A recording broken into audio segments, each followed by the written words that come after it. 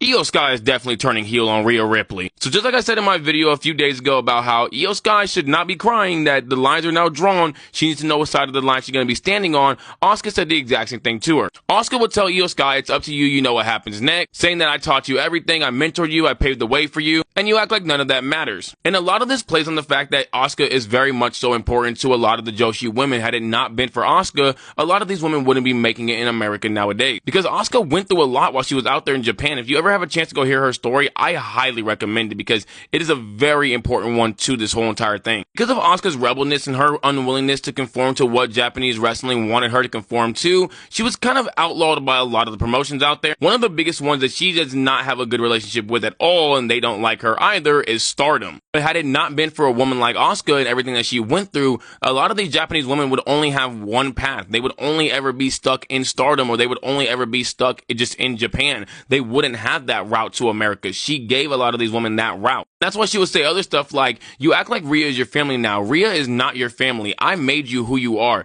You became a champion because of me, and try to forget me. And this is something that was very much so true about Iyo Sky in Damage Control, was that she started acting like as if she was better than everybody. She acted like she was bigger than everybody, when really it was Bayley that brought her in, but she was so quick to just throw Bayley to the side. And then going back to the same year that Iyo Sky got the world title, who had it before her? Asuka. Who'd have thrown Bianca Belair without needing a Money in the Bank, without needing Bianca Belair to be injured? That was Asuka. So had it not been for this big old Asuka feud with Bianca Belair that eventually resulted in Bianca Belair getting hurt, Iyo Sky likely never cashes in. And maybe she's the first failed cash-in that we're talking about today. And his second line is very important as well. I made you who you are.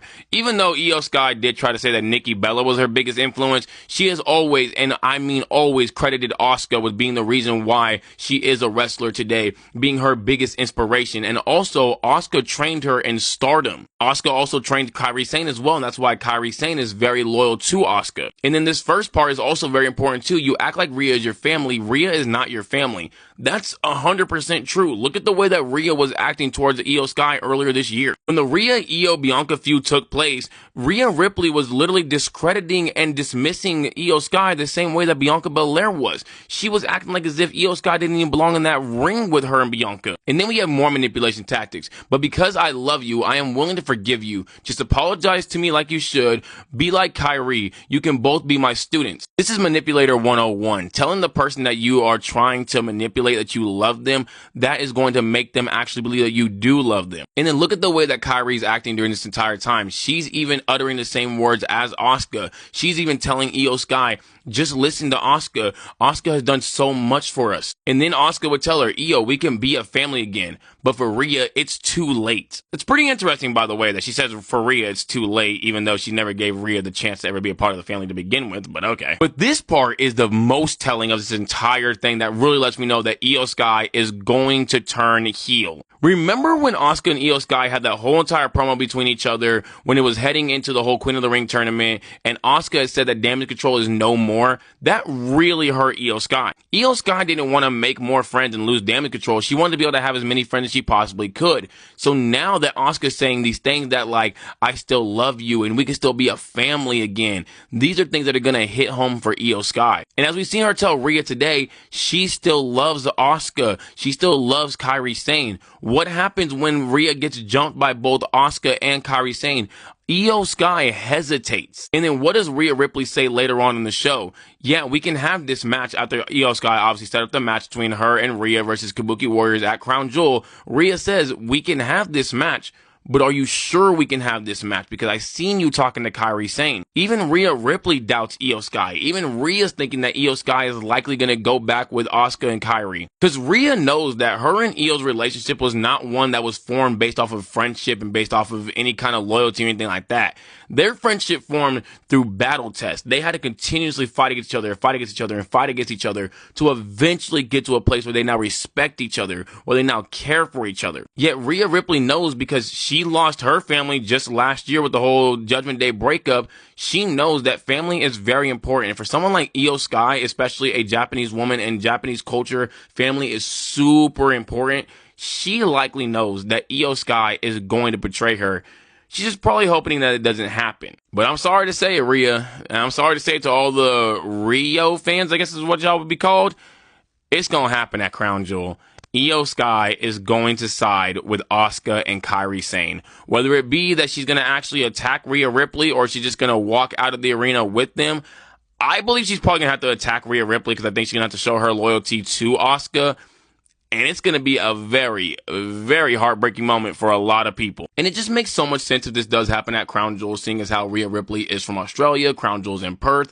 And if you just want to make Rhea Ripley as even more bigger of a babyface than you already have her get betrayed by a woman who she's had a beautiful friendship with over these past few months, have her get betrayed by that woman in her home country, and also have her lose. This will make Asuka and this whole new faction, if they're going to be called Damage Control again or whatever they're going to be called, it's going to make them into a much bigger heel faction. It's going to make Iyo Sky's redemption story that much better because of the fact that she screwed over Rhea Ripley in her own home country. So eventually when she does get her big redemption arc and goes back to being a babyface, it's going to be an awesome one.